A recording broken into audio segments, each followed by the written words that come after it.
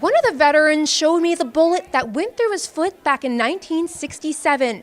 The other veteran was never able to walk again after his time in Vietnam, but both of them say they're proud of their Purple Hearts and have no regrets about the time they spent in the military. Well, I absolutely do it again, and I would do the same thing that I done. I would do it all over again. Jim Logsdon lost his leg 6 months into his tour after stepping on a command detonator in Vietnam. There was a guy holding a clicker that let it go. After 9 months in a hospital, followed by intense physical therapy sessions, Logsdon says he was able to live his life again, even though he knew it would never again be the same. Being on this side of the grass is better than the other side. Logsdon says he's grateful he got to meet his daughter, who was born just 2 weeks to the day after he was wounded. He decided, despite his amputations, to live a life full of experiences. I've been around the world a couple times and traveled and seen things and done things that I normally probably, if I hadn't got hurt, I've never done.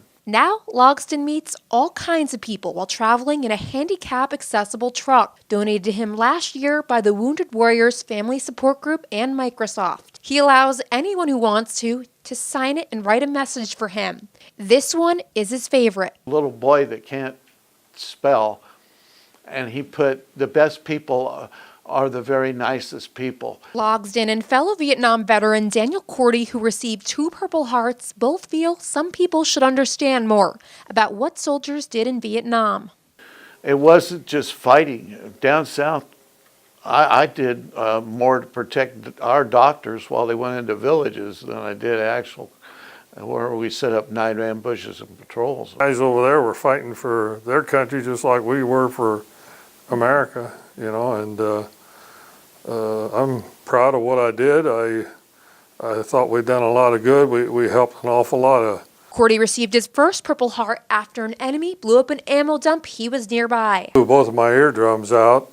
I had perforated eardrums on both sides. Cordy says his hearing returned during the hospital stay in Okinawa, Japan. He then was returned to Vietnam, and 6 months later, he was shot in the foot while retrieving wounded soldiers in a landing zone. He still has the bullet he was shot with. Hit inside what it damaged. That all has to be traced until you find that, where you see where it went out. Cordy says he's grateful to be alive after everything that happened, but he's sad he can't say the same for those who made the ultimate sacrifice.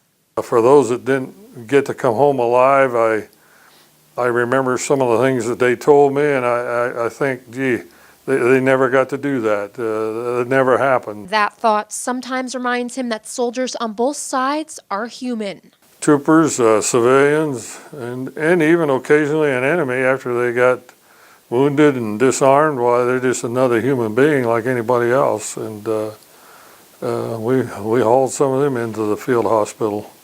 Tomorrow, I'll have the story of Medal of Honor recipient Samuel L. Davis and how he's the real-life Forrest Gump. And also have more information on how Logsdon, who we saw today, is also the real-life Lieutenant Dan. Reporting in Lafayette, Nina Schlossberg, Star City News.